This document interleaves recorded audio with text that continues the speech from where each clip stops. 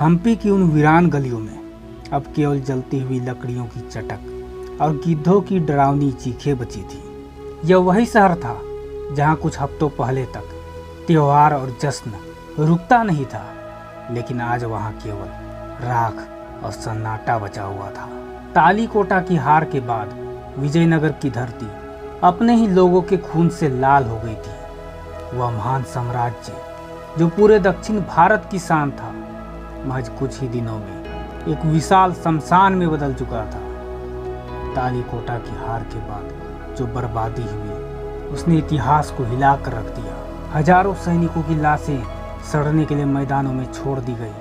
हमलावरों ने उन बाजारों को फूंक दिया जहां कभी अनाज की तरह हीरे मोती बिकते थे। जिन महलों की छतों पर सोना जड़ा था, उन्हें मलबे की ढेर में तब्दील कर दिया गया। वह राजधानी जिसे बनाने में सदियों की मेहनत लगी थी, उसे चंद दिनों की लूट ने खंडहर बना दिया। मंदिर की कलाकृतियां तोड़ दी गई और शहर के वैभव को कालिख से पोत दिया गया। इस बर्बादी में दुश्मन से ज्यादा यहाँ के खुद के लोगों का हाथ ज्यादा था। विजयनगर की भव्यता की खबरें चीन से लेकर यूरोप तक फैली थी।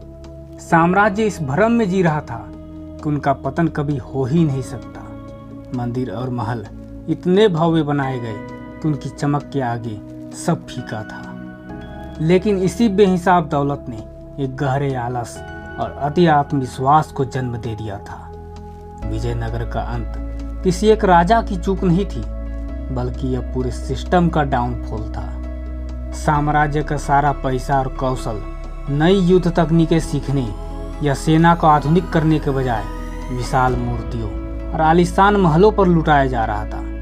जहां सरहदों पर मजबूत किलों की जरूरत थी, वहां केवल विलासिता के केंद्र खड़े किए गए। पूरे साम्राज्य में यह सोच घर कर गई थी कि उनके दुश्मन बेहद निर्बल है और कभी एकजुट नहीं हो सकते। इस घमंड ने उनकी इंटेलिजेंस को सुस्त कर दिया